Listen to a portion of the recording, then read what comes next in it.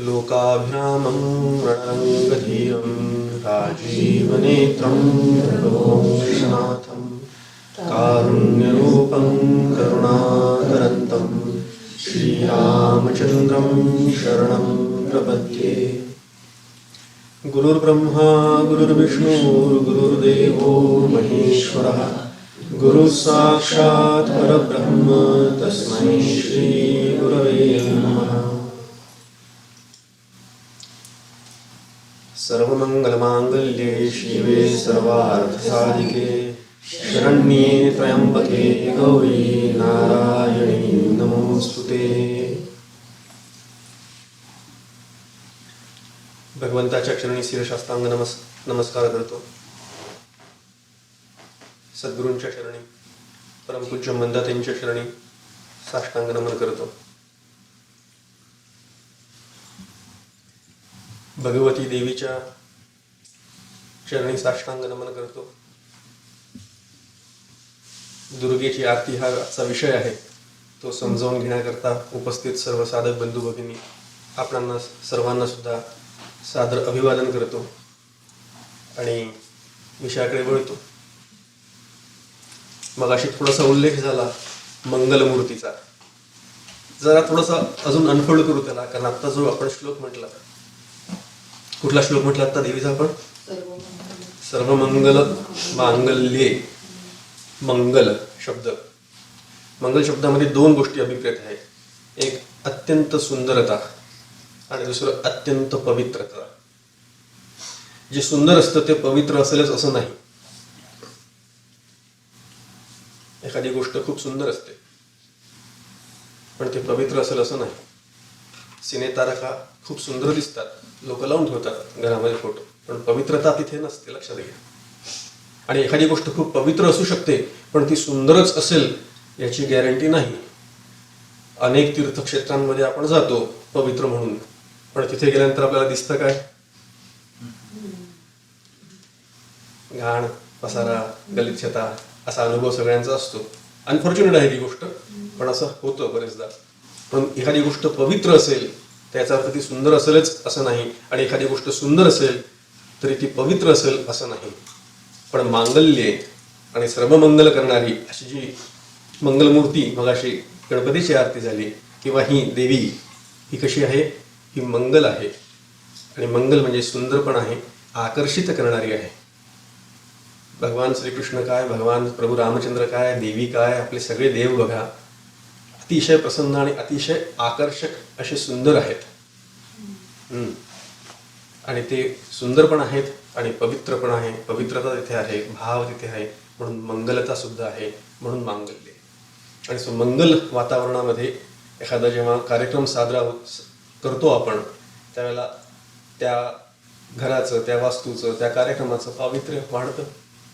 मंगलमूर्तीची उपासना आपण करतो, देवीची उपासना करतो, ती मंगलदात्री आहे, मंगल देणारी, मंगल करणारी, सगळ्यांचं कल्याण करणारी माता आहे, अशी ही देवी आहे, हे लक्षात घ्या।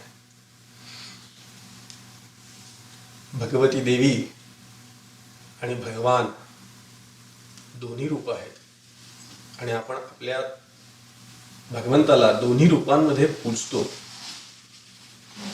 पुरुष रूपामध्ये भगवंताची आराधना करण्याकरता म्हणून पुरुष रूपात देव आहेत, आणि स्त्री रूपामध्ये सुद्धा सगळ्या देवी आपल्याला उपलब्ध आहेत। त्या रूपामध्ये सुद्धा तिची आराधना करणं, तिची उपासना करणं, नवे नवे तर त्या रूपात तिला बघणं, त्या तत्वाला त्या रूपामध्ये बघणं, हे आपल्या धर्माचं वैशिष्ट्य आहे, लक्षात घ्या, खासियत आहे। म्हणून देवीची उपासना, आपल्याकडे दोन गोष्टी असतात, एक कुलदैवत असतं आणि एक कुलदेवता असते। बऱ्याच जणांना कोण आहे आपलं माहित नसतं, ती गोष्ट वेगळी। असं असतं, कुलदैवत काय विचारलं तर कुलदेवता सांगतात, कुलदेवता कोणती म्हटलं तर कुलदैवत सांगतात। बरेचदा तर कुलदैवत कोण ह्याचा पत्ताच नसतो घरामध्ये। आपलं कुलदैवत काय आहे किंवा आपल्या कुळाची देवता कुठली आहे हे आपल्याला माहिती असायला पाहिजे। असो, विषय वेगळा आहे तो, पण कुलदेवता आपल्या घराला, आपल्या वास्तूला, आपल्या कुटुंबाला, आपल्या कुळाला प्रसन्न करणारी, सुव्यवस्थित ठेवणारी चालना देणारी अशी ती भगवती, तिला वंदन करूयात आणि आरतीकडे वळूयात. आरती शब्दाचा अर्थ मगाशी मावशींनी सांगितला. आर्ततेने एखादी गोष्ट आपण जेव्हा करतो, भावनापूर्वक, भावनापूर्वक शब्द चुकीचा ठरेल. मावशी लगेच ऑब्जेक्शन घेतली माझ्यावर. भावपूर्वक शब्द बरोबर आहे, कारण भावना आणि भाव यातला अर्थ फार वेगळा अर्थ आहे. भावना म्हणजे ज्याच्यामध्ये आपण वाहून जातो ती भावना, आणि ज्याच्यामध्ये संत महात्मे राहतात तो भाव. भाव म्हणजे अस्तित्व. असो, पुन्हा तात्विक चिंतनामध्ये जास्त जात नाही, पण भावपूर्ण अर्थ जो असतो तो भाव गर्भ आपल्याला कळला आणि मग तो समजला, आणि त्या समजलेल्या भावामध्ये नाहून निघत आपण जर का भगवतीची आरती म्हटली किंवा देवतांची आरती म्हटली, तर ती आरती त्या देवाला तर प्रसन्न करतेच, पण आपल्या आतल्या देवाला सुद्धा प्रसन्न करू शकते. आपण प्रसन्न होऊ शकतो. आरती म्हणण्याची घाई सगळ्यांना झालेली असते, कारण आरती सगळ्यात शेवटी म्हणायची असते. आणि झालेलं असं असतं की सकाळपासनं कार्यक्रमाची, पूजेची खूप सगळी तयारी, खूप सगळी धावपळ, खूप सगळी अरेंजमेंट, खूप सगळा स्वयंपाक, खूप सगळी तयारी करून ठेवण्यामध्ये सकाळपासून धावपळ सुरू असते. आणि मग कार्यक्रम असतो, म्हणजे पूजा विधी असते, अथर्वशीर्ष किंवा काय काय स्तोत्र म्हणायचे असतात, सत्यनारायणाची पूजा असेल तर ते करायचं असतं. त्या सगळ्या गदारोळामध्ये मग आता कडाडून लागलेली असते, वेळ होत झालेली आहे 11:15.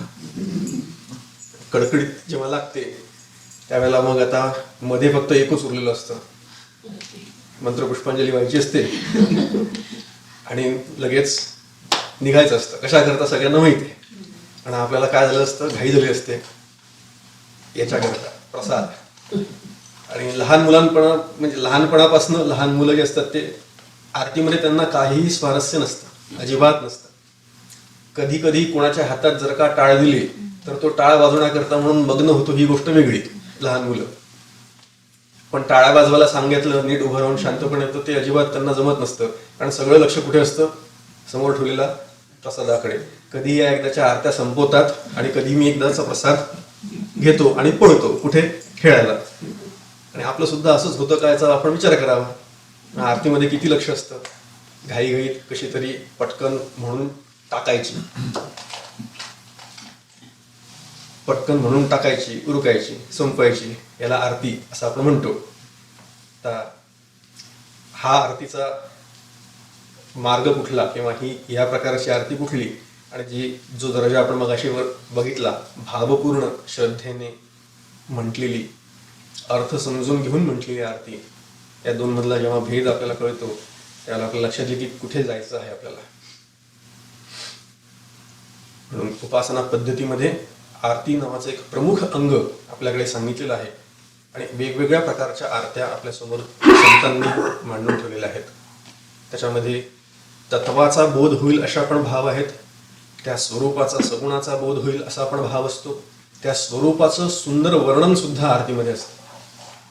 जय जय जगदंबे श्री अंबे रेणुके कल्पकदंबे नावाची आरती सुप्रसिद्ध आहे, माहिती असेल, आपण ऐकली असेल कदाचित. त्याच्यामध्ये त्या देवीचं सर्वांग सुंदर असं त्या देवीचं सुंदर वर्णन केलेलं आहे, विलक्षण वर्णन केलेलं आहे. त्या देवीचं स्वरूपाचं वर्णन आहे, देवीच्या रूपाचं वर्णन आहे, देवीच्या महात्म्याचं वर्णन आहे, तिने केलेल्या पराक्रमांचं वर्णन असतं. कुठल्याही आरतीमध्ये सर्वसाधारण हे घटक आपल्याला दिसतात. आणि आपल्याकडे अशा प्रकारे एखाद्याची स्तुती करणं म्हणजे भगवंताची स्तुती करणं हे अभिप्रेत आहे. त्याच्याकरता म्हणून आरत्या रचलेल्या आहेत, त्याच्याकरता म्हणून समर्थांनी त्यांच्या काळात सवाया रचलेल्या आहेत. त्याच्यामध्ये स्तुती हा भाव आहे, अपेक्षित आहे. मग त्या देवीची, त्या भगवंताची स्तुती करण्याकरता म्हणून जे काही वेगवेगळे आयाम, वेगवेगळे पैलू, त्याच्यामध्ये आरती हा एक मुख्य महत्वाचा घटक आपल्यासमोर आहे, उपस्थित आहे. आणि आरती म्हणताना आपला भाव विकसित होणं, आणि ज्याची आपण स्तुती करतो आहोत त्याची स्तुती तेव्हाच करता येते जेव्हा आपण स्वतःकडे नम्रपणा स्वीकारतो. दुसऱ्या कोणाची स्तुती करायची असेल तर आपलं मन मोठं करावं लागतं. बरोबर आहे की नाही? काही जण असतात असे ज्यांच्याकडे ती कला असते, जे उगाच कोणाचीही स्तुती करत सुटतात. राजकारणात असे लोक खूप असतात. त्यांच्याकडे ते एक कसब असतं स्तुती करायची. असो, पुन्हा भरकटत नाही जास्त. सांगायचा मुद्दा एवढा आहे की आपल्याकडे नम्र भाव घेऊन आपला अहंकार लय होण्याकरता म्हणून भगवंताची स्तुती करायची आहे, हा लक्षात घ्या मुद्दा. आपला अहंकार, मी आहे, माझं आहे, मी एवढं कमावलं आहे, मी एवढा मोठा झालेलो आहे, माझी एवढी संपत्ती आहे, पण तरी सुद्धा देवी किंवा भगवंता नत होणं म्हणजे माझा अहंकार तिथे लय पावणं हे अपेक्षित आहे. म्हणून आपण स्तुती करायची. आणि ती स्तुती केल्यानंतर भगवंतापुढे आरती म्हटल्यानंतर, आरती म्हणून झाल्याच्या नंतर, टाळ्या वाजवून संपल्यानंतर एक शेवटचा उपचार पद्धती राहते, तो म्हणजे नमस्कार. लोटांगण घालायचं असतं, साष्टांग नमन करायचं असतं किंवा नमस्कार करायचा असतो. आणि त्या नमस्काराच्या वेळेला जी एक शांतता आपल्याला प्राप्त होते, मिळते, अनुभवतो आपण, ती शांतता सगळ्यात महत्वाची असते, हे लक्षात घ्यायचं. आरतीच्या वेळेला गदारोळ असतो. मग अशी वर्णन केलं, तबला पेटी घेऊन सगळेजण बसतात, मोठमोठ्याने टाळ्या आणि मोठमोठ्याने टाळ्या वाजवायचे का कुटायचे? कुटायचे म्हणू आपण, वाजवायचे म्हणू, काही का असे ना. ते सगळं झाल्यानंतर तो गोंगाट थांबतो. कारण कोकणातलं वर्णन केलं मगाशी मावशींनी, तिथे एक अशी अहमहिमिका लागलेली असते की कोण मोठ्या आवाजात आरती म्हणू शकतो, आणि मग माझ्यापेक्षा तुझा आवाज का तुझ्यापेक्षा माझा आवाज मोठा, अशी कॉम्पिटिशन. आणि त्याच्यामध्ये त्या आरत्या म्हणतात. तर ते सगळं झाल्यानंतर तो गोंगाट शांत होतो. तो गोंगाट शांत झाल्यानंतर सगळेजण शांत होतात, टाळ सुद्धा थांबतात. आणि मग ती जी शांतता आहे, तो क्षणभर ती शांतता आपल्याला पकडता येणं खूप गरजेचं आहे. त्या शांततेमध्ये 2 क्षण नाही 4 क्षण थांबण्याचा प्रयास करावा. पण आपल्याला घाई झाली असते, आता पटकन चला पाठपणी घ्यायची आहे, ताटं वाढायची आहेत, म्हणून प्रसाद घ्यायचा आहे, त्याच्याकरता सगळेजण निघून जातात. पण ती शांतता मात्र काही अनुभवत नाही. म्हणून आरती म्हणून झाल्यानंतर सगळ्यांनी शांत बसावं. 2-4 क्षण, 5 मिनिटं, 10 मिनिटं कीर्ती करावं. घाईघाईत म्हणू नये. आमच्याकडे विष्णू सहस्रनाम आणि ललिता सहस्रनाम असे 2 सहस्रनाम खूप म्हटले जातात हैदराबाद साईडला. इकडे पण म्हणत असतील, तुम्हाला माहिती असेल. एकदा गेलो होतो एका कार्यक्रमाला, त्यांनी म्हटलं चला सगळ्यांना म्हणून विष्णू सहस्रनाम म्हणून. म्हटलं वा बरं आहे, चांगलं. आम्ही बसलो आणि त्यांच्या त्या स्टाईलमध्ये त्यांनी ते सुरू केलं.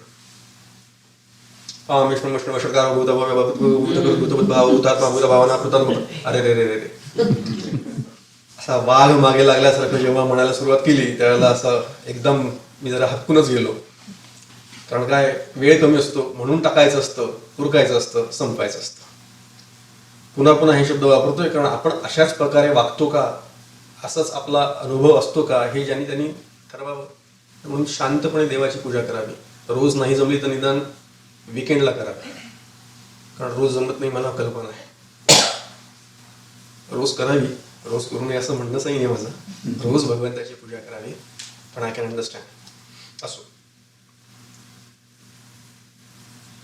आपला विषय आहे आरतीचा. आपण सर्वात प्रथम दुर्गेची काय म्हणतात त्याला, ध्रुवपदाचा विचार करू. जय देवी जय देवी जय महिषासुरमर्दिनी, असा प्रकारचा तो चरण आहे.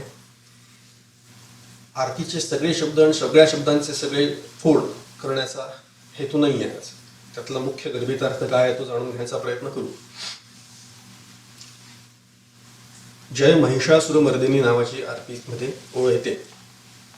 आणि ती महिषासुरमर्दिनी कोण, कथा सगळ्यांना माहिती असेल, त्याच्यामुळे मी कथेकडे जास्त जात नाही. महिषासुराचा वध करण्याकरता म्हणून सगळ्या देवांनी तिची आराधना केली. त्या देवी दुर्गेनी येऊन त्या महिषासुराचा वध करण्याचा पण केला. सगळ्या देवतांनी तिला विविध आयुध पुरवली आपली, आणि त्या आयुध घेऊन आयुधम सशस्त्रम अशी ती देवी भगवती प्रगट होऊन तिने त्या महिषासुराचा वध केला. कारण महिषासुराला एक वर असा मिळाला होता की त्याचा देव, दानव किंवा मानव या कोणाच्याही कडनं मृत्यू होणार नाही. पण त्या देव, दानव, मानवामध्ये त्याचं स्त्री किंवा एका स्त्रीकडनंच वध होऊ शकेल एवढी एक त्याच्यामध्ये सूक्ष्म गॅप ज्याला म्हणून ती राहिली होती. आणि त्या फटीचा आधार घेत देवींनी त्याचा वध केला असं कथा आहे. त्या महिषासुर मर्दिनीचा, महिषासुराचा अर्थ आजकाल फारच विपर्यास करून, विपरीत करून भारतामध्ये एक वेगळंच प्रकरण सुरू आहे. आपल्याला कोणाला इथे माहिती आहे की नाही मला कल्पना नाही त्याची, पण अनेक लोक असे आहेत की जे महिषासुराला मानतात आणि महिषासूर म्हणजे कोणीतरी दलितांचा असा आहे आणि त्याला मारणारी ही देविका म्हणून हिंदू धर्मावर बोट ठेवणारे आणि बंगालमध्ये स्पेशली देवीचं, दुर्गेचं फार मोठं उत्सव साजरा केला जातो, प्रस्त आहे. पण त्याच्यावर आक्षेप घेणारे आणि संसदेमध्ये जाऊन चर्चा करणारे अनेक महाभाग भारतामध्ये आहे. हा, ते तुमच्या माहिती करता म्हणून सांगितलं. आपला तो विषय नाही, तिकडे जायचं नाहीये. पण सध्याची परिस्थिती इतकी विचित्र होत चाललेली आहे की काय आणि किती बोलावं असो. तर या काकांनी, डॉक्टर काकांनी या आरतीवर जेव्हा बोलले काका, त्यावेळेला त्यांनी एक फार सुंदर प्रश्न उपस्थित केला की हा महिषासूर कोण आहे. आणि मगाशी मावशींच्या बोलण्यात रेफरन्स आला त्याचा, सूर आणि असुर. असुर कोण? असुर असुर मते इति असुर हा. आणि हा महिषासूर कोण? तो महिषासूर माझ्यामध्येच आहे का, मीच तो महिषासूर आहे का, असा प्रश्न काकांनी उपस्थित केलेला आहे. मग महिषासूर म्हणजे असुर. आणि कुठल्या प्रकारचा असुर? आसुरी संपत्ती असलेला असुर. आसुरी संपत्ती माझ्यामध्ये आहेत का, हा प्रश्न आहे. आणि त्या असुराला मी संपावं का, किंवा त्या देवीच्या कृपेने मी त्या असुराला संपू शकतो का, असा प्रश्न उपस्थित केलेला आहे. आसुरी संपत्ती सगळ्यांना माहिती आहे? नाही. 16व्या अध्यायाचा अभ्यास करा, एवढंच सांगतो आणि थांबतो. कारण दैवी आणि असुरी अशा दोन प्रकारच्या संपत्तीचं वर्णन, गुणांचं वर्णन, आसुरी गुण कुठले, दैवी गुण कुठले, हे 16व्या अध्यायात भगवंतांनी सांगितलेले आहेत भगवद्गीतेमध्ये. त्याच्यातल्या त्या आसुरी संपत्तीचं जे वर्णन आहे ते वाचलं की कळतं आपल्याला. काम, क्रोध, मद, मोह, मत्सर हे जे षडरिपू आहे, ज्याला आपण षडरिपू असं म्हणतो, ते माझ्यामध्येच आहेत. मग जर का मी कामी असेल, मी लोभी असेल, मी क्रोधी असेल, तर तो जो महिषासूर होता तो सुद्धा तसाच होता. मग मी सुद्धा त्याच्याच लनीमध्ये बसणारा आहे. मग मला माझ्यातल्या असुरांना, माझ्यातल्या आसुरी वृत्तींना संपवण्याचं काम करणारी भगवती आहे. तिच्याकडे तशी प्रार्थना आहे. भगवतीला अशी प्रार्थना करावी की माझ्यातले काम, क्रोध, मद, मोह, लोभ, मत्सर जे आहेत ते सगळे शांत व्हावे. आता ते तिन्ही शांत करायचे का मी शांत करायचे? आपलं काय असतं, खूप सोपं असतं. भगवती देवीला एक फुल व्हायचं, थोडंसं हळद आणि बचकावर कुंकू, आणि म्हणायचं की देवी माझ्यातले काम, क्रोध, मद, मोह तू संपव, माझं काम झालं. हो की नाही? अरे पेढ्याचा डब्बा राहिला ना, अर्धा किलो पेढे, तो पण ठेवायचा इथे. आणि झालंच तर साडी चोळी ती पण ठेवावी लागते देवीला, 2-4 बांगड्या, तेवढं तिच्या पुढे आपटायचं. लक्षात येते मी काय म्हणतोय ते? आपण कशा प्रकारे उपासना करतो देवीची, जातो चरण काय ते ओटी भरतो तिची आणि म्हणतो की माझ्यातले काम, क्रोध, मद, मोह तू संपव. असं जबाबदारी झटकून टाकणं याला काका अजिबात मान्यता देत नाहीत. श्रीगुरु म्हणतात की आपली जबाबदारी आपण ओळखायची. मग हे महिषासूर, हे असुर, ह्या आसुरी संपत्ती, हे गुण माझ्यामध्ये आहेत हे ओळखण्याची जबाबदारी माझी आहे, ते संपवण्याची जबाबदारी माझी आहे. आणि त्याच्याकरता माझी शक्ती पूर्ण पडत नाही, अपुरी पडते, मला ते नाही साध्य होते. म्हणून भगवती देवी तू मला ती शक्ती दे. शक्तिदात्री आहे ती भगवती, शक्तिदात्री आहे. लक्षात घ्या. कोणाकोणाला शक्ती पुरवते ती, कोणाकोणाला शक्ती देते? प्रत्यक्ष शिवाला सुद्धा शक्ती देणारी, शक्ती प्रदान करणारी अशी ती भगवती देवी आहे. असं वर्णनच केलेलं आहे त्याचं. शिवशक्त्या युक्तो यदि भवती शक्त प्रभुवितम. ती शक्ती म्हणजे संजीवनी देणारी कोणाला? प्रत्यक्ष शिवाला. सुरवरांना देखील. सुरवर वरदे, काय शब्द आलेले? सुरवर वरदे म्हणजे सुर आणि वर, सुरवर जे आहेत त्यांना सुद्धा, देवतांना सुद्धा शक्ती देणारी, देवतांना सुद्धा संजीवनी पुरवणारी, त्यांना नवचालना देणारी अशी ती शक्ती आहे. शक्ती नसेल तर काम करतो का? मी मुद्दाम पुरुष वर्गाकडे बघतो आणि एक प्रश्न विचारतो, घरामध्ये शक्ती नसेल तर कामं होतात का? रोख माझ्या प्रश्नाचा कळला असेल तर समजेल लोकांना. घरामध्ये जर का चैतन्य निघून गेलं तर काय वाटतं, एकदम काय घर असं उदास पडायला लागतं. आणि तेच जर का घरामध्ये ती चैतन्य दात्री असेल, भगिनी असेल, तर मग एकदम घर कसं चैतन्याने परिपूर्ण वाटतं, हो की नाही? काय सगळेजण एकदम शांत झालेले आहेत. चुकीचा प्रश्न चुकीच्या ठिकाणी विचारला असं वाटायला नको मला. But that is a fact, that is a fact. भगवंताला पण शक्ती देणारी असं वर्णन केलेलं आहे. सौंदर्य लहरी नावाचं स्तोत्र आहे, त्याच्यामध्ये असं प्रकारचं वर्णन आलेलं आहे. शंकराचार्यांचं स्तोत्र आहे पुन्हा. पण ही शक्ती देणारी, आता ही शक्ती देते म्हणजे काय करते? स्पंदन निर्माण करते, चेतना पुरवते, संजीवनी पुरवते. अशी ही जी आहे ही कोणाला शक्ती देते? सगळ्या चराचर सृष्टीला शक्ती देते. बघा, देवीची 3 रूपे आपल्या समोर येतात. 3 प्रकारे भगवंत वर्णन केलेलं आहे. एक आहे विद्यादात्री, विद्या प्रदान करणारी. दुसरी आहे धनदात्री, धन प्रदान करणारी. विद्यादात्री कोण आहे? सरस्वती, शारदा माता. धनदात्री कोण आहे? विचारायची गरज नाही, सगळ्यांना मिळते. आणि शक्तिदात्री कोण आहे? भगवती दुर्गा माता. आपण सगळ्यात जास्त आराधना कोणाची करतो? लक्ष्मी. बरोबर उत्तर आलेलं आहे. सरस्वतीची आराधना करतो का? सगळे. आपण म्हणजे स्वतःबद्दल मर्यादित न करतो. इन जनरल, आय एम जनरलायझिंग दिस. सगळेजण कोणाची आराधना जास्त करतात? लक्ष्मीपूजन सगळ्यात मोठ्या प्रमाणात साजरा केला जातो, हो की नाही? लक्ष्मीची उपासक जास्त आहेत का? कारण धनाची, संपत्तीची हाव असते. विद्या त्याच्यानंतर येतो. शिक बाबा म्हणून आई वडील आपल्या मुलांना शिकायला लावतात. पण असे पण असतात की त्यांना जेव्हा कळतं की मला धनाची, संपत्तीची प्राप्ती होणार आहे, त्यावेळेला ते ड्रॉपआउट सुद्धा होतात. विद्येकरता थांबत राहत नाही, ते ड्रॉपआउट होतात आणि पैसा कमवायला लागतात. म्हणजे उपासक कशाचे आहेत ते? धनाचे. मग विद्येचा नंबर लागतो आणि नंतर शक्तीचा नंबर लागतो. आता का असं म्हटलं मी? त्याचं कारण आहे, या देशाचं नाही पण इन जनरल भारताचा जर काही इतिहास बघितला तर आपण शक्तीचे उपासक म्हणून घेतो. दसऱ्याच्या दिवशी शस्त्रास्त्रांची पूजा करायची असते असं म्हणतात. आज कोणाच्या घरात किती शस्त्रास्त्र सापडतात याचा विचार करावा. बरोबर आहे की नाही? आपल्या घरात काय शस्त्रास्त्र सापडतात? कोणी आला तर त्याला मारायला काठी सुद्धा नसते आजकाल. वॉशर ड्रायर्स आल्यापासून धुणं वळ्यात घालायच्या काठ्या सुद्धा गायब झालेल्या आहेत. आणि काठी जरी का असली आणि ती मारायला जरी का काढली तरी चुकून माझ्याच डोक्याला लागण्याची भीती आहे. ती काठी चालवायची कशी हे देखील माहिती नसतं आजकाल. सांगायचा मुद्दा काय आहे? शक्तीचे उपासक म्हणणारे आम्ही शक्तीपासनं बाहेर पडलेलो आहोत, दूर झालेलो आहोत आणि म्हणून 1000 वर्षाची गुलामगिरी आपल्याला सहन करावी लागेल. लक्षात घ्या. ही भगवती देवीची उपासना का करायची? शक्तिदात्री आहे ती, महिषासूर मर्दिनी आहे. त्या महिषासूर मर्दिनी, त्या कालीची उपासना, त्या महिषासूर मर्दिनीची उपासना आपण करायची, जेणेकरून आपल्याला देखील तशी शक्ती प्राप्त व्हावी अशी प्रार्थना त्याच्यामध्ये केलेली आहे. ती तारक आहे, संजीवनी पुरवणारी आहे, तारणारी आहे, नवचेतना देणारी आहे. आणि अशी ती दुर्गा. दुर्गे दुर्कट भारी. ध्रुवपदाचा विचार केला आपण पुढच्या चरणांकडे येऊ. पहिले सुरुवातीलाच येतं दुर्गे दुर्कट भारी, अशी ती दुर्गा माता.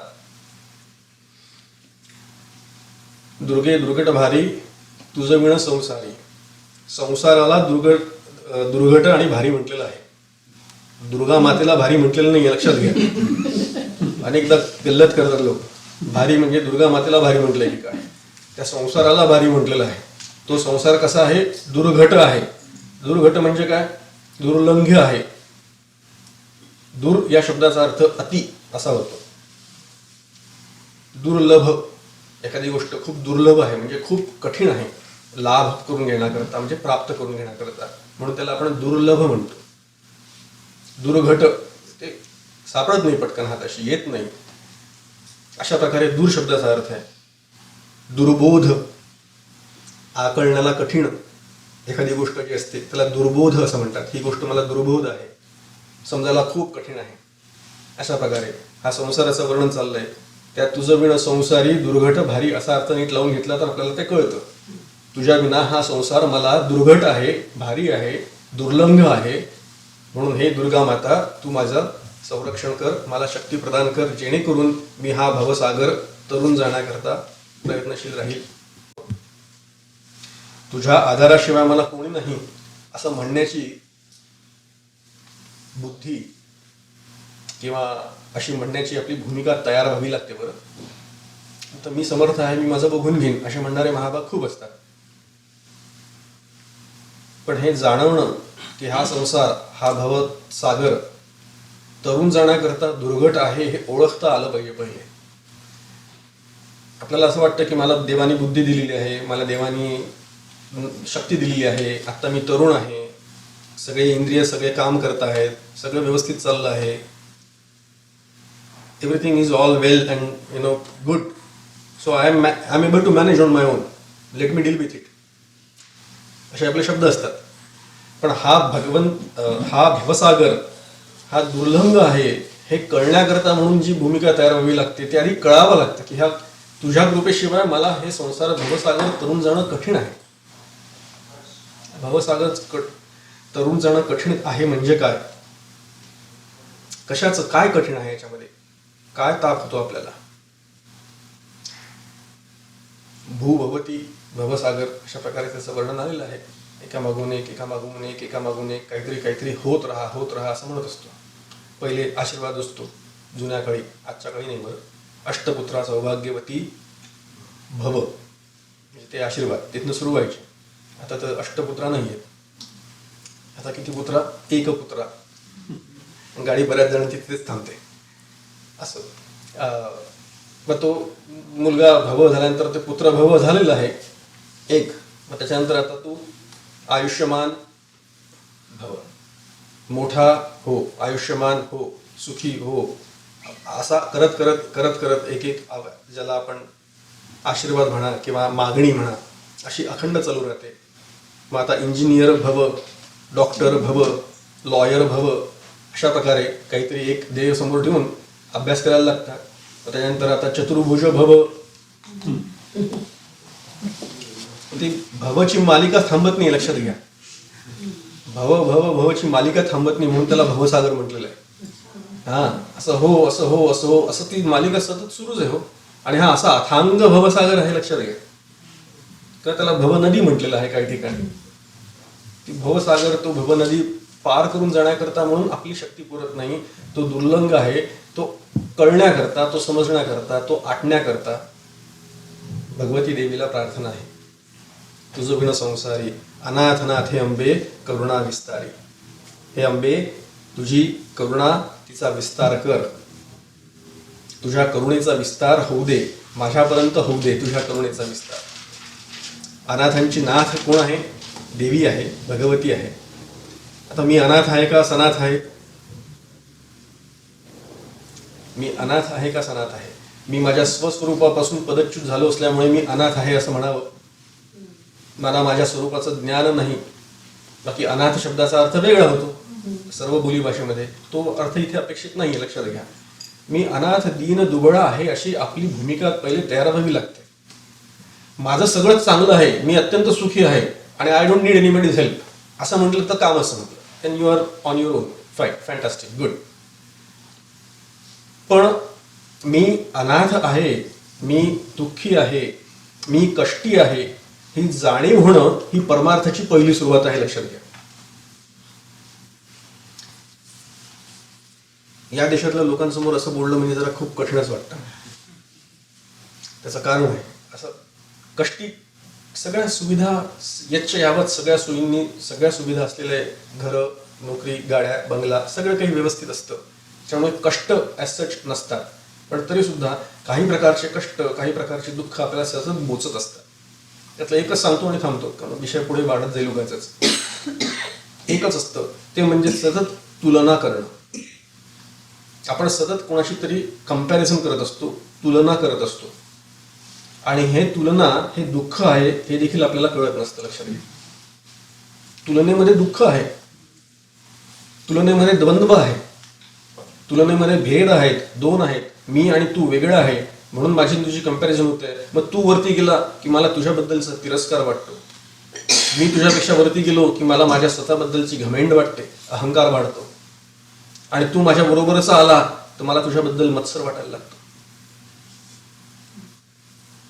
लक्षात घ्या, मी टेस्लाचं लेटेस्ट मॉडेल घेतलं आणि तू पण घेतलं, अरे तू कशाला कसं, माझ्याकडेच असलं पाहिजे लेटेस्ट मॉडेल असं वाटणं. किंवा मी घेतलं पण ह्याने अजून घेतलं नाही, की मी घेतलं हे अजून तसेच, अशा प्रकारची एक अहंकाराची भूमिका, हे देखील दुःख आहे. जिथे जिथे तुलना आहे तिथे तिथे दोन आहेत, जिथे जिथे दोन आहेत तिथे तिथे भेद आहे, तिथे तिथे कंपॅरिझन आहे, तिथे तिथे दुःख आहे. लक्षात ठेवायचं. म्हणून अद्वैताची प्रस्थापना करण्याचं काम शंकराचार्यांनी केलेलं, ते आपण समजून घेण्याचं काम आपल्याला करायचं आहे. म्हणून अद्वैत, दोन नाही एकच तत्व आहे हे बघणं, हे समजणं, तत्वरूपाने हे सगळं बघणं.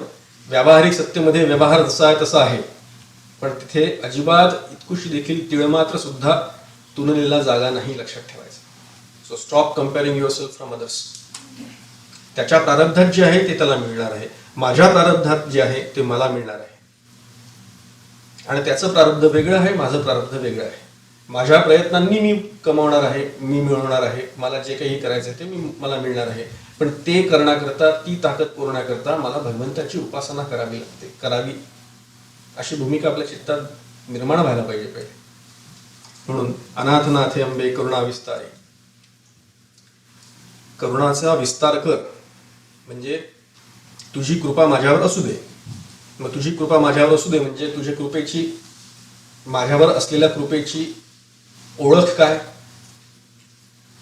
तुझी कृपावर माझ्यावर होते आहे की नाही याची ओळख कशी पटवून घ्यायची.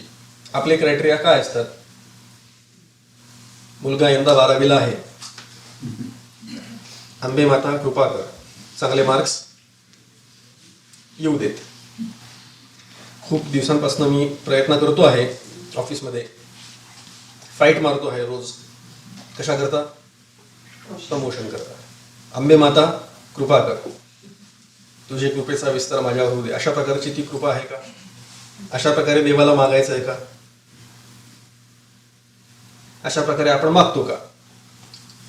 तुमच्यापैकी कदाचित कोणी मागत नसेल तसं, आणि which is a very good thing. पण असे बहुसंख्य लोक असतात की देवाकडे फक्त तेवढ्याच बुद्धीने जातात. हो की नाही? माझी तब्येत सध्या खूपच,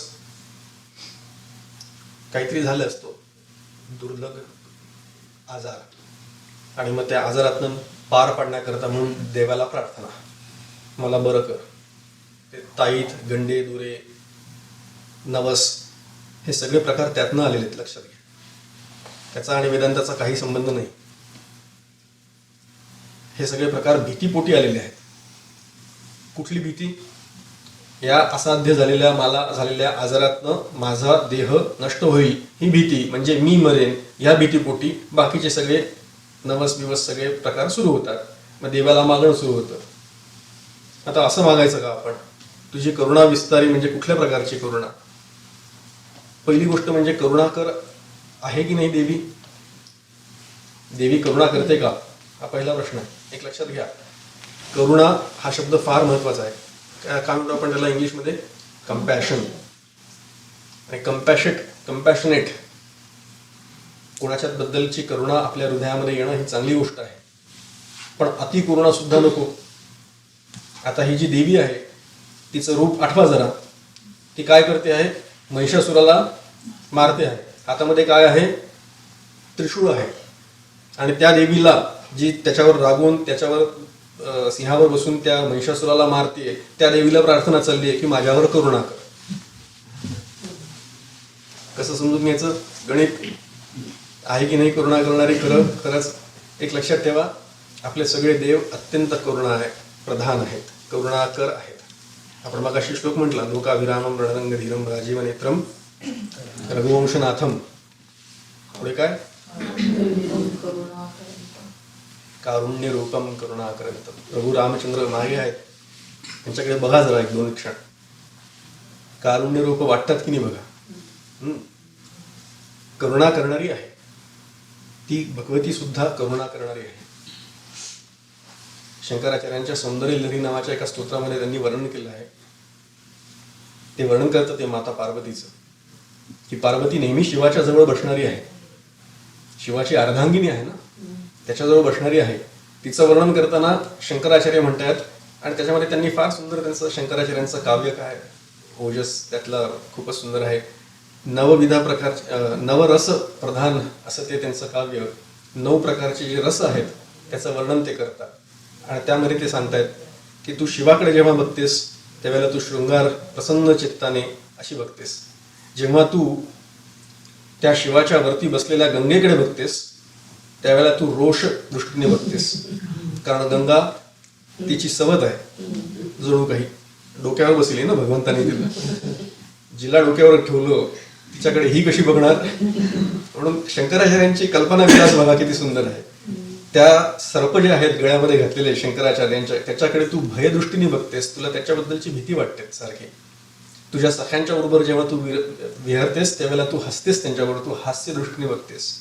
पण अशी तुझी भगवती देवी इतर सगळ्यांकडे तुझी जी दृष्टी आहे ती तशी आहे. वेगवेगळ्या प्रकारे ते वर्णन करतात नवरसांचं, आणि म्हणतात की तुझी माझ्याकडे बघणारी जी दृष्टी आहे ती करुणाप्रधान असू दे देवा. मी तुझा भक्त आहे, तू मला करुणेच्या दृष्टीने तू माझ्याकडे बघ. त्याचे शब्दच आहेत तिथे. काय म्हणतात? ते मयी जननी दृष्टी सकरुणा.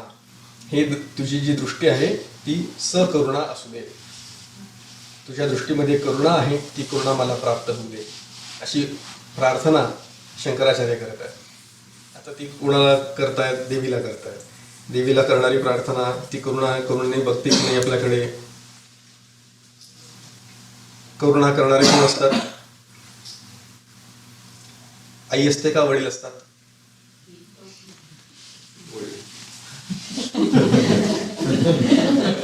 त्याचं उत्तर आहे मुलगी असेल तर करुणा करणारे वडील असतात, मुलगा असेल तर करुणा करणारी आई असते युजली. पण तरी थोडक्यात सांगायचं झालं तर करुणाची जास्त प्रधानता कोणाकडे असते? आयांकडे असते. तशी ती भगवती आई आहे, आपली माता आहे, तिला आपण करुणेच्या करता वापरतोय. लक्षात घ्या, जेव्हा लहान मुलं असतं आकांड तांडव करत असतं, रडत असतं, आईला पडली असतात 50 कामं, हो की नाही? त्या मुलाकडे ते दुर्लक्ष करत असतं. पण ते दुर्लक्ष करत असलं तरी मूल सारखं रडत असतं. शेवटी ती आई तिला त्याची करुणा येते, ती तिला जवळ घेते, आणि ते जवळ झाल्यानंतर ते मूल शांत होतं. आहे की नाही सगळ्यांचा अनुभव असा? तोपर्यंत ते वडिलांकडे जा म्हटलं तर जात नाही, पण आईने घेतल्यानंतर ते शांत होतं. आणि ते जेव्हा शांत होतं त्यावेळेला ती करुणाची तृप्ती होते किंवा पूर्णता होते असं आपण म्हणू.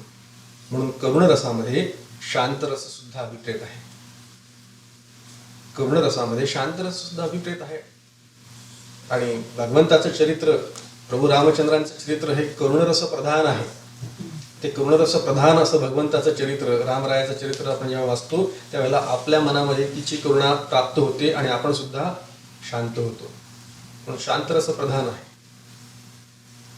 अशा प्रकारे त्या आंबेच्या करुणेचा विस्तार माझ्या मनामध्ये होऊ दे आणि मी सुद्धा शांत होऊ दे. सगळ्यात महत्वाचं काय आहे? शांती. मला शांती प्राप्त होऊ दे म्हणून त्या भगवतीची प्रार्थना सुरू आहे. हा त्याच्या मागचा भाव. वारी वारी जन्म मरणाते वारी, हारी पडलो आता संकट निवारी. जन्म मरणाच्या चक्रामध्ये मी अडकलेलो आहे, त्याचं वारी वारी म्हणजे वर्ण कर, त्याला दूर कर, मोडून टाक. कुठला? जन्म मरणाचा फेरा तोड.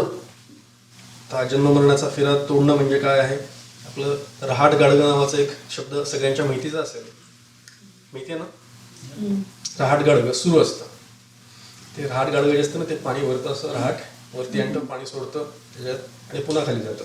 तसं आपलं जन्म आणि मरण, जन्म आणि मरण, जन्म आणि मरण.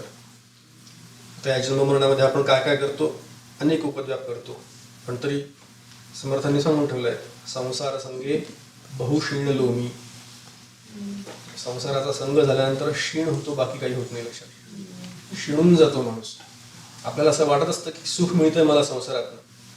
सुख मिळण्याकरता अनेक कष्ट उपसतो, अनेक प्रयास करतो, अनेक प्रयत्न करतो, अनेक नोकऱ्या बदलतो, अनेक व्यवसाय करतो, अनेक धनधान्य संपत्ती कमावण्याचा प्रयत्न करतो, आणि एवढं सगळं करून सुद्धा असं म्हणतो की खूप थकलो, क्षीण झाला. मग असं जेव्हा क्षीण होतो, त्या क्षीणात बाहेर काढण्याकरता देवाची प्रार्थना करावी लागते. मग म्हणून म्हणावं लागतं, तुझं विण रामा माझं कंठा वेना. आपण ऐकतो पण त्याच्या मागचा भाव नाही जाणून घेत. संसार संगे बहुक्षीण लोमी. आपण असा प्रश्न विचारावा जेव्हा आपण हे ऐकतो त्यावेळेला. मग अशी कारमध्ये सुरू होतं बरं पद ते, तेवढंच फक्त लाईन वाजली तिकडे ती मी ऐकली. But if you put your attention and focus to that. मग संसार संगे बहुक्षीण लोमी असं समर्थ म्हणतायत. मी पुढे शिणलोय, मी शिणलोय का? नाही नाही, मी तर आहे तसंच चालू आहे, माझं व्यवस्थित सगळं ऑल वेल. पण समर्थ सांगतायत मग तो शिणलो कधी जाणवतं? नंतर जाणवतं, क्षीण झाल्याच्या नंतर जाणवतं. जसं कार्यरत माणूस जेव्हा असतो एखाद्या नादामध्ये, एखाद्या उद्योगामध्ये, जेव्हा तो व्यस्त असतो त्यावेळेला त्याला कळत नाही की आपण थकलोय म्हणून. त्यावेळेला ते कामाच्या उत्साहाच्या भरात जोरात सगळं सुरू असतं व्यवस्थित जसं पाहिजे तसं. आणि ते सगळं करून जेव्हा तो बसतो त्यावेळेला म्हणतो बापरे आज खूपच काम झालं, आता मी खूप थकलो. त्या थकव्याची जाणीव सुद्धा नंतर होते की नाही? तसंच आहे आपलं आयुष्य. निघून गेल्यानंतर मग जाणीव होते, अरे बापरे बहुक्षीण लोमी. तोपर्यंत सगळे हातची कामाची जी आयुष्य वर्ष असतात, दिवस असतात, ते तोपर्यंत हातचे निघून गेलेले असतात, निसटून गेलेले असतात. ते काही पुन्हा मिळत नाही. म्हणून वारी वारी जन्म मरणाते वारी, या जन्म मरणाच्या चक्रातून सुटवण्याचा प्रयत्न मी करतो आहे. देवी मला मदत कर, मला शक्ती दे. आणि हारी पडलो आता त्या जन्म मरणाच्या चक्रामध्ये, त्याच लाईनीमध्ये मी जाऊन पडलेलो आहे. I am next in the queue ज्याला म्हणतो आपण. इथे म्हणतात की नाही, are you in line? Yes, I am next in the queue. Yes, I am also next in the queue. कुठला क्यू? जन्म मरणाचा चक्र सुरू. एक फार सुंदर संकल्पना आहे. तो जो काळ आहे ना, हा काळ त्या अनंताची उपासना करतोय, पूजा करतोय. कालपुरुष त्या अनंताची पूजा करतोय आणि त्याच्याकरता एक एक एक एक पुष्प चढवतोय. ते पुष्प म्हणजे कुठलं? जीव अर्पण करतोय त्याला. एक घेतोय आणि वाहतोय. अनेक जीव आहेत, असंख्य जीव आहेत. तो कालपुरुष त्या जीवांना संपवतोय आणि त्याच्या चरणावर वाहतोय. तसं आपले सगळे जण आपण त्या चक्रामध्ये आहोत. एक दिवस आपलं देखील हे पुष्प. लक्षात येतं मी काय म्हणतोय? जास्त इलॅबोरेट करण्याची गरज नाही. सांगायचा मुद्दा एवढाच आहे की हारी पडलो आता संकट निवारी. संकटांचं निर्दालन कर, तू मला वाचव. आणि ही भूमिका, ही जाण आपल्याला याच नरदेहामध्ये प्राप्त होऊ शकते. हे संस्कार वर्ग, अभ्यास वर्ग, चिंतन, प्रवचन हे जेव्हा आपण ऐकतो त्यावेळेला आपल्याला कळतं की कुठेतरी आपली गाडी बरोबर आहे की नाही, कुठेतरी आपलं चुकतंय का, कुठे चुकतंय, काय करायला पाहिजे, याची दिशा मिळाल्यानंतर कळतं की हे नरदेह आपल्याला प्राप्त झालेला आहे. आणि याच नरदेहामधनं संसार चक्रातनं सुटण्याची उपलब्धता आहे, व्यवस्था आहे. बाकीच्या कुठल्याही देहामधनं संसार चक्रातनं सुटण्याची सोय नाही. लक्षात ठेवा. पशु पक्षी किडा मुंगी पाल झुरळ कुठलेही जीव घ्या, त्यांच्यातनं संसार चक्रातनं सुटण्याचं नाही. या नरदेहाची संबंधे बहुत पावले उत्तम पदे. नरदेह असेल तरच हे करू शकतो. म्हणून माऊलींनी सांगून ठेवलंय, येण्याची शरीरे शरीरा येण्याचं आहे. याच देहातनं देहामध्ये पुन्हा यायची नाही याची व्यवस्था आपण करू शकतो. म्हणून नरदेहाचं महत्व आहे, म्हणून अभ्यासाचं महत्व आहे. आणि ते याच देहात याच जन्मात शक्य आहे. संसार चक्र म्हटलेलं आहे, लक्षात घ्या. संसार चक्र कसं असतं? चक्र कसं असतं? गोल म्हणजे सर्क्युलर. आता त्या सर्क्युलरचा स्टार्टिंग पॉईंट आणि एंड पॉईंट कोण डिफाईन करणार? Can anyone say what is the starting point? समजा मी एक चक्र काढलं, सर्कल काढलं तुमच्या समोर. लक्षात येतं मी काय म्हणतोय? त्याचा स्टार्ट पॉईंट कुठला, एंड पॉईंट कुठला सांगू शकतो का? मग आता सुटायचं कधी? What is the end? Where is to find the end? चक्रातला एंड कुठे? नाहीये. चक्रामध्ये एंडच नाहीये, म्हणजे चक्रात अडकलेलेच राहणार आपण. हो ना? असंच म्हणायचं ना, नाहीये म्हणजे कसा विचार करायचा मग? ट्रॅजेक्टरी माहिती असते ना यानाची. यान सोडतात वरती, असं असं गोल गोल फिरतं आणि नंतर मग there comes a point from where it goes off the gravitational force. Right? सगळ्यांना सायंटिफिक टर्म्समध्ये मुद्दामून सांगण्याचा प्रयत्न करतो, so that everyone will understand. ते चक्र म्हटल्यानंतर कळत नाही. मग तो पॉईंट कुठला आहे? तो पॉईंट हाच आहे, आजचा आहे, आत्ताचा आहे, या नरदेहाचा आहे, याच जन्माचा आहे. आता या चक्रामध्ये आत्ता जन्म आहे, पुन्हा मृत्यू आहे, पुन्हा जन्म आहे, पुन्हा मृत्यू. मग सुटायचं कधी त्यातनं? हे चक्र असंच चालू राहिलं तर मग सुटायचं कधी? आत्ता, आज, याच जे जन्मी, याच देहामध्ये सुटायचा प्रयत्न करायचा. तो जो टँजंट निघतो की नाही, तो कुठल्याही पॉईंटवर बसू शकतो. मग त्याच्याकरता सर चक्र इथपर्यंत जायची वाट बघायची का? तिथे गेल्यानंतर पुन्हा इथे येण्याची शक्यता असते. जे वर जातं ते खाली येतं. मग सुटायचं कधी? Any point. Any point means नाव. विचार केला तर किती छानपैकी आपल्याला सगळ्या गोष्टी समजू शकतात. आत्ता, या क्षणी, याच देहात सुटण्याची व्यवस्था करण्याची जबाबदारी आपली आहे, हे लक्षात आलं की मग कळतं. वारी वारी जन्म मरणाते वारी, हारी पडलो आता संकट नेवारी. हे जे संकट आहे जन्म मृत्यूचं, त्यातनं सोडवण्याचं काम भगवती देवी तू कर, तुझ्या कृपेने होऊ दे, तुझ्या कृपेचा विस्तार माझ्यावर होऊ दे. म्हणजे मला जन्म मरणाच्या चक्रातनं सुटण्याची बुद्धी दे, अशी मागणी करणं चाललंय देवीला. ती बुद्धी मला पहिले प्राप्त व्हायला पाहिजे. त्याच्याकरता मी जन्ममृत्यूच्या चक्रात अडकलो आहे हे कळायला पाहिजे. पुन्हा पुन्हा गाडी तिथे आणून ठेवतो मी.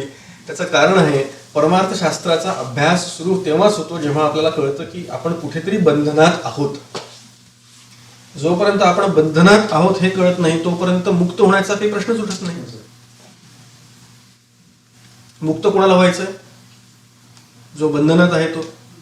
मग मी बंधनात आहे की नाही हे मला कळलंच नाही, समजलंच नाही, पटलंच नाही, मान्यच केलं नाही, तर मग मुक्त होण्याचा प्रश्नच नाही. Everything is good, everything is going on fine. कालच आमची एक चर्चा झाली, त्याच्यामध्ये किस्सा आठवला. गोष्ट एक छोटीशी सांगतो आणि पुढे जातो. वेळ संपत आला आपला खरं, पण बघूया पटपट पटपट. एक राजा होता, त्याचा वाढदिवस होता. त्यांनी दवंडी पिटवली. राज्यातल्या ज्याला जे पाहिजे ते देण्यात येईल. त्या राज्यामधल्या सगळ्या लोकांना काय काय काय काय काय काय हवं होतं ते त्यांनी दिलं. ती दवंडी कारागृहातल्या लोकांसुद्धा पण करता केलेली होती. कारागृहामध्ये जेलमध्ये जे लोक होते त्यांना पण सांगण्यात आलं की तुम्हाला आजच्या दिवशी जे काय हवं असेल ते मिळेल. कोणी म्हणतं अरे माझ्या इथे आरसाच नाही आहे, रोज मला चेहरा बघायचा माझा दिसत नाही, मला आरसा हवा. तो म्हणतो नुसता आरसा बघून काय करायचंय, मला दाढी करता येत नाही, मला दाढी करता रेझर पाहिजे. तिसरा म्हणतो मला झोपायला उशी नाही, मला झोपायला उशी द्या. चौथा म्हणतो मला जेवायला अन्न नाही, मला खायला द्या, इत्यादी इत्यादी. कोणीही चुकूनही असं म्हणत नाही. लक्षात आलं मी काय म्हणतोय? कोणीही चुकूनही असं म्हणत नाही की मला मुक्त करा. सगळ्यांना त्यांचे त्यांचे जे जे दुःख आहेत त्याची जाणीव असते. तेवढी ती दुःख सोडण्याकरता म्हणून ते प्रार्थना करतात. राजाला तेवढं एवढंच मागतात. आपण सुद्धा भगवतीला एवढंच मागतो, देवी माझ्या मुलाचं बरं होऊ दे. माझा मुलगा आता ग्रॅज्युएट होतोय, कॉलेजमध्ये जाणार आहे, त्याचा सांभाळ करण्याची जबाबदारी आता कोणाची आहे? तुझी आहे. माझे आई वडील तिकडे आहेत, त्यांच्यावर लक्ष ठेवण्याची जबाबदारी कोणाची आहे? तुझी आहे. एवढी आपण जबाबदारी त्यांच्यावर टाकतो देवीवर, आणि आपण कसे होतो? मुक्त होतो. आहेच मुक्त. जबाबदारी तुम्ही घेतली तर मी मुक्तच, हो की नाही? लक्षात येत आहे का मी काय म्हणतोय? बंधनामध्ये आहोत की नाही हे पहिले स्वीकारायचं, आणि ते स्वीकारल्यानंतर मग आपलं चक्र सुरू होतं. पुढे जाऊया आपण. त्या देवीचं अनेक वर्णन आहे, अनेक प्रकारे आहे, पण आपण सगळ्या गोष्टींचा विचार आता तितका व्यापकतेने करण्याची आवश्यकता नाही. त्रिभुवनी भुवनी पाहता तुझा ऐसे नाही, चारी श्रमले परंतु न बोलवे काही. सरळ सरळ शब्द आहेत. त्रिभुवनी पाहता तुझं ऐसे नाही. या त्रिभुवनात पाहायला गेलं तर तुझ्यासारखं दुसरं कोणी नाही. पुन्हा भगवतीची स्तुती चाललेली आहे, बरोबर? चारी श्रमले परंतु न बोलवे काही. पुरुष मंडळी जेव्हा ही आरती म्हणतात, नाही पुढे इथं चारी श्रमले, चारी श्रमले परंतु, आता हे कोण चारी आहेत? Any guess? वेद, बरोबर. चारी श्रमले म्हणजे 4 वेद आहेत. त्या वेदांमध्ये एवढं सगळं वाङ्मय आहे, एवढं शब्द भंडार आहे, पण ते सुद्धा श्रमले. काय, कशा करता श्रमले? तुझं वर्णन करण्याकरता श्रमले. 4ही वेदांना तुझं वर्णन करता येत नाही. चारी श्रमले परंतु न बोलवे काही, म्हणजे त्यांना शेवटी काय बोलताच येत नाही. कारण ते तत्व कसं आहे, तत्वरूपाने तुझी आहे ती कशी आहेस? अवर्णनीय आहे, अनुर्वाच्य आहे, तुझ्याबद्दल काही बोलता येत नाहीये. मग काय वेद काय म्हणतात? वेद म्हणतात तुम्ही आम्हाला सांगा, मी आम्हाला सांगतो ब्रह्म कसं आहे. वेद म्हणतात नाही, असं मी सांगू शकत नाही ब्रह्म कसं आहे. तू आम्हाला विचार ब्रह्म असं आहे का, मग मी सांगेन तसं आहे की नाही. तू मला तसं विचार की ब्रह्म असं आहे का, तर मी सांगेन असं आहे की नाही. मग हा सुरू करतो, ब्रह्म असं आहे का, याच्यासारखं आहे का? वेद म्हणतात नाही. ब्रह्म त्याच्यासारखं आहे का? वेद म्हणतात नाही. ब्रह्म याच्यासारखं आहे का? वेद म्हणतात नाही. आणि म्हणून वेद न इति न इति नेती नेती नेती नेती म्हणून ब्रह्मतत्वाचं वर्णन करतात. म्हणजे ब्रह्म असं नाही, असं नाही, असं नाही एवढंच सांगू शकतात. म्हणून नेती नेती हा शब्द प्रयोग येतो तिकडे. न इति, हे असं नाही, हे असं नाही. वेदांचं वर्णन तशा प्रकारे केलेलं आहे. म्हणून वेद तुझं वर्णन करू शकत नाहीत, ते सुद्धा श्रमतात, ते सुद्धा तिथे थांबतात. साही विवाद करता पडले प्रवाही. साही 6, आता कुठले 6? मगाशी 4 आला, आता 6 आला. काय चाललंय? 4-6 जणांना बोलवा आणि काहीतरी. चारी श्रमले मगाशी बघितलं, आता साही विवाद करता पडले प्रवाही. पुरुष लोक जे असतात ते म्हणतात पडलो प्रवाही. साही विवाद करता पडलो प्रवाही, कारण मी आहे ना. पडले प्रवाही काय ते त्यांनी म्हणावं, पडले प्रवाही.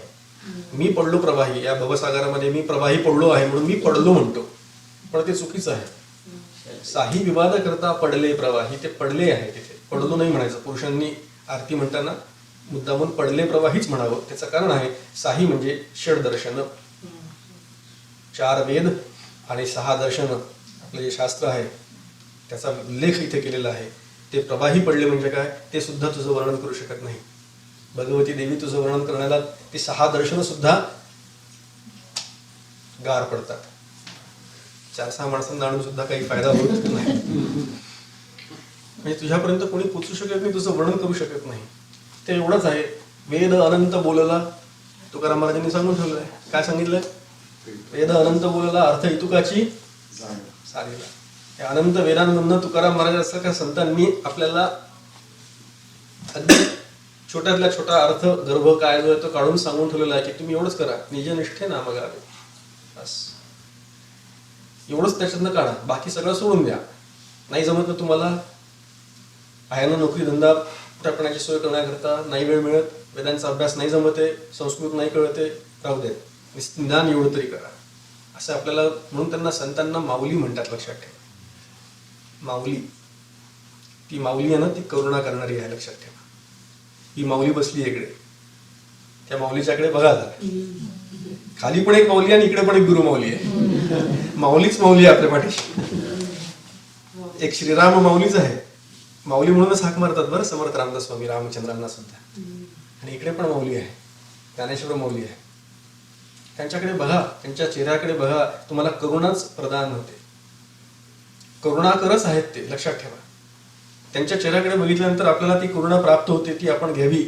त्यांनी सांगितलेला अर्थ, त्यांनी सांगितलेला बोध आपण समजून घ्यावा, आपल्या बुद्धीत तो पटवून घ्यावा. ती जबाबदारी आपली आहे, हे समजून घ्यावं. एकदा ते झालं की आपलं काम होतं. आपण एकदा मार्गाला लागलो ना की मग तिकडनं चालण्याची जबाबदारी आपली आहे. We need to know what is the direction. ही ट्रेल इकडनं जाते आहे, ही ट्रेल मला माझ्या घरापर्यंत पोहोचवेल का हाय डायव्हर्जन घ्यायचंय ते मला माहित नाही. ते सांगण्याकरता म्हणून संत दाखवतात या मार्गाने जा, मग इकडनं जा. एवढं कळलं की आपलं काम झालं. After that all we have to do is just walk the path. आता वॉक द पाथ ही जर का आपण करणार नसू, म्हणजे जो अभ्यास करावा लागतो, त्याच्याकरता जे चिंतन करावं लागतं, जे श्रवण मनन करावं लागतं, ते पण आपण करणार नसू, तर मग बसू राहा तिथेच मटेरियलवर. असं नको व्हायला. तो अभ्यास करण्याचं काम आपलं आहे. आणि म्हणून साही विवाद करता पडले प्रवाही, ते तू भक्ता लागी पावस लवलाही. लवलाही म्हणजे क्षणात, लगेच, पटकन. ते तू भक्ता लागी पावसी लवलाही. तू भक्ता लागी पावसी म्हणजे तू भक्तांकरता तू पटकन लगेचच धावून येते, पावतेस. भक्तांना पावतेस. बरं, म्हणजे मला पावेल का? तू भक्तांना पावतेस. मी भक्त आहे का? हा प्रश्न विचारायला पाहिजे. आरतीमध्ये म्हटले तू भक्तांना पावतेस. मला पावेल याची गॅरंटी काय? पण माझी जबाबदारी काय आता? तू भक्तांना पावतेस, मग त्या भक्तांच्या रांगेत मी स्वतःला जाऊन नेऊन ठेवणं ही जबाबदारी कुणाची आहे? माझी आहे. मग भक्तांना पावतेस ना, भक्तांना पावणारी असेल तर मी सुद्धा भक्त झालं पाहिजे. मी जर का देवीचा भक्त झालो तर ती मला पावेल. मी जर का देवीचा भक्त झालोच नाही, देवीची भक्ती केलीच नाही, तर ती मला पावेल का? कारण तू भक्तांना पावणारी आहेस असं म्हटलंय, सगळ्यांना पावणारी असं म्हटलेलं नाहीये. जे मूल रडतं ना, तिलाच आई कडेवर घेते, लक्षात ठेवा. जे मूल शांतपणे अभ्यास करत असतं किंवा त्याची कामं करत असतं, त्याला आई हात नाही लावत.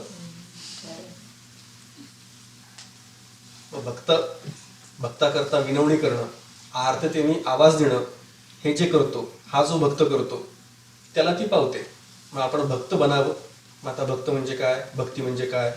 वेळ एवढा 4 मिनिटाचा उरलेला आहे आणि एवढं सगळं डिस्कशन कसं करायचं पुढच्या वेळेला ते बघू आपण. प्रसन्न वदने प्रसन्न होसी निजदासा, क्लेशापासून सोडी तोडी भवपाशा. भवपाश मगाशी उल्लेख केलेला आहे भवनदीचा, भवसागराचा. ते भवपाश तेच आहे जे आपल्याला बांधून ठेवतात. आणि क्लेशापासून सोडी तोडी भवपाशा, त्याच्यामधला जो क्लेश आहे, तो क्लेश म्हणजे काय? एक त्रिविध ताप आहे, दुःख आहे, काय म्हणतात त्याला, व्यग्रता, व्यस्तता. पण योगसूत्रांमध्ये त्याचे अजून 5 प्रकारचे पंचक्लेश सांगून ठेवलेले आहेत. मुख्य क्लेश एक बघू आपण, तो म्हणजे अविद्येचा आहे, ज्याच्यामुळे हे सगळे बाकीचे कार्यरत होतात, सगळी दुःख आपल्याला भोगावी लागतात. ते म्हणजे अविद्या.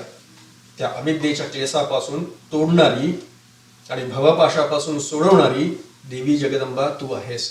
तू मला तसं मुक्त कर. अविद्येचे जे पाश आहेत ते तोडून टाक. हा जो क्लेश आहे त्यातनं मला मुक्त कर.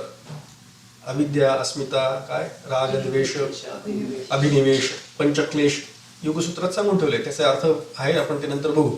मुख्य लक्षात ठेवायचं त्यातला अविद्या. आणि आपण अविद्याग्रस्त आहोत हे पहिले मान्य करावं. त्या अविद्येची निवृत्ती कशी करावी, त्याच्याकरता काय उपाय करावे, हे संतांना जाऊन, श्रीगुरूंना जाऊन विचारावं आणि मग त्याप्रमाणे तसे प्रयत्न करावे. म्हणून तोडी भवपाशा म्हणजे देवी तू तोडी भवपाशांना तोडून टाक. आणि मग पुढे म्हणतात प्रसन्न, काय, प्रसन्न वदने प्रसन्न हो श्री निजदासा. निजदास म्हणजे जो तुझा दास आहे त्याला तू प्रसन्न होतेस, लक्षात ठेवा. मी तुझा दास आहे का? मग मला प्रसन्न होशील का तू? प्रश्न उपस्थित केले तर किती प्रकारे आपण प्रश्न उपस्थित करू शकतो.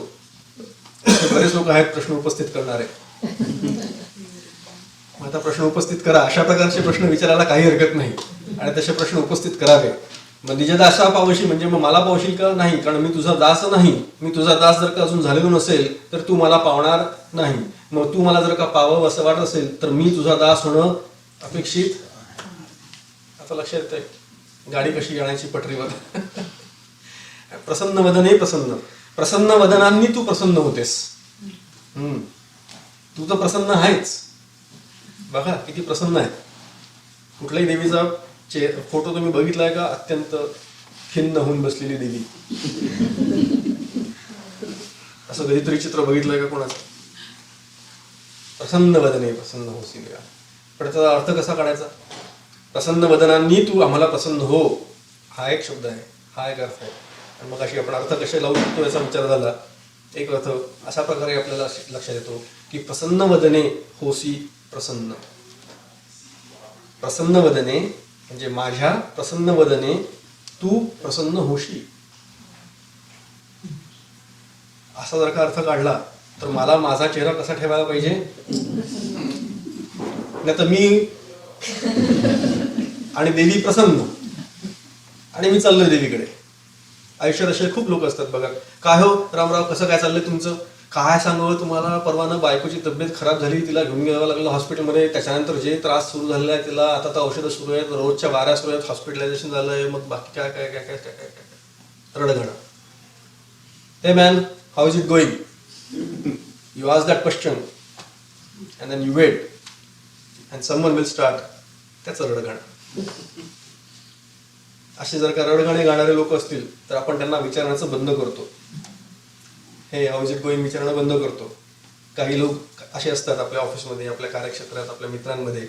त्यांना काही विचारलं तर काय, अरे नहीं हो कल मार्केट क्रैश हो गया, पता नहीं ये ट्रम्प क्या कर रहा है, मस्त ने कुछ तो ट्वीट कर दिया, पूरा मार्केट क्रैश हो गया, असं म्हणणारे मित्र भेटतात. तर मग त्यांचं रडगाणं सुरू होतं. Market crash, stock market crash झालं म्हणून रडगाणं. परवा IPL ची मॅच हारली म्हणून रडगाणं. उद्या मुलीने काहीतरी केलं म्हणून रडगाणं. असे सदा रडे जे असतात ना, ते कधी प्रसन्न वदन नसतात, लक्षात ठेवा. काय म्हणतो मी, लक्षात येते ना? असं आपण जर का सतत रडक्या तोंडाने देवाकडे मागायला गेलो, देवी मला, भगवंता माझ्यावर कृपा कर, माझं असं नाही, माझं तसं नाही, असं जर का सतत मागायला गेलो तर आपलं वदन प्रसन्न राहणार नाही. आणि म्हणून प्रसन्न वदने प्रसन्न होशी निजदासा. आपला चेहरा प्रसन्न असण्याची जबाबदारी आणि तो तसा प्रसन्न ठेवण्याची जबाबदारी माझी आहे, हे लक्षात ठेवायला पाहिजे. आणि मी जर का प्रसन्न अंतःकरणाने भगवंताच्या मंदिरात गेलो तर भगवंत सुद्धा माझा प्रसन्न चेहरा पाहून प्रसन्न होतो. आपला अनुभव आठवा. कोणी आलं, तुम्हाला भेटलं रस्त्यावर, जर का ते आपल्याकडे हसलं तर आपण सुद्धा त्याला प्रत्युत्तर म्हणून प्रॉपर हसतो की नाही, स्माईल करतो की नाही, करतो. कोणी आपल्याकडे हसलं तर आपण त्याच्याकडे तोंडी फिरवतो, असं फिरवतो पाहिजे, असं नाही करत. कोणीतरी रिस्पॉन्ड केलं की आपण सुद्धा रिस्पॉन्ड करतो. मग भगवंताला तसं आपल्याला रिस्पॉन्ड करायचं असेल तर आपला सुद्धा चेहरा कसा हवा, प्रसन्न हवा. भगवंताकडे जाताना नेहमी प्रसन्न अंतःकरणाने जावं, त्या देवघरात जावं, त्या देवाची उपासना करावी. तुमच्या काकांनी एक फार सुंदर साधना पद्धती सांगितली, एका मिनिटात ती सांगून थांबतो. साधना पद्धती डॉक्टर काकांनी एकदा सांगितली. रोज सकाळी म्हणे उठल्यानंतर एक काम करा, आरशात जा आणि आरशामध्ये स्वतःचा चेहरा बघा. रोज सकाळी उठल्यानंतर आरशात जाऊन, आणि सगळेजण बघतातच युजली, वी गो फॉर दिस, सगळेजण आरशात बघतात. आरशात स्वतःचा चेहरा बघा आणि छान प्रसन्नपणे हसा. साधना आहे बरं, प्रसन्नपणे हसा. म्हणजे सगळा हसणारा, आपला स्वतःचा हसणारा चेहरा तो जेव्हा आपण आठवतो, बघतो, त्यावेळेला तसा तो ठेवायचा दिवसभराकरता. ही साधना आपली आहे. हा, छानपैकी हसा देवा त्या चेहऱ्याकडे, प्रतिबिंबाकडे बघून, आणि मग तो तसा तो कॅप्चर करा, ती frame, and then keep that smile for the rest of the day. म्हणजे तुम्ही प्रसन्न राहा. आणि मग पुन्हा म्हणू शकणार नाही असं, पता नाही सुबह सुबह उठते किस माणूस का चेहरा, अशी म्हणण्याची वेळ आपल्यावर येणार नाही. असा प्रसन्न चेहरा आपण ठेवावा. भगवतीला प्रार्थना करावी, आपली अविद्या, आपले क्लेश याच्यापासून मुक्ती मागण्याकरता आणि आम्हाला शक्ती प्रदान करण्याकरता म्हणून भगवतीच्या चरणी आपण सगळेजण नत होऊ, तिला तशी प्रार्थना करू, तिला तसं मागणं मागू, त्या देवीची उपासना करत आपलं चिंतन थांबूया. जय जय रघुवीर समर्थ. भगवती अंबा माता की जय. हरिओम तत्सत. हरिओम.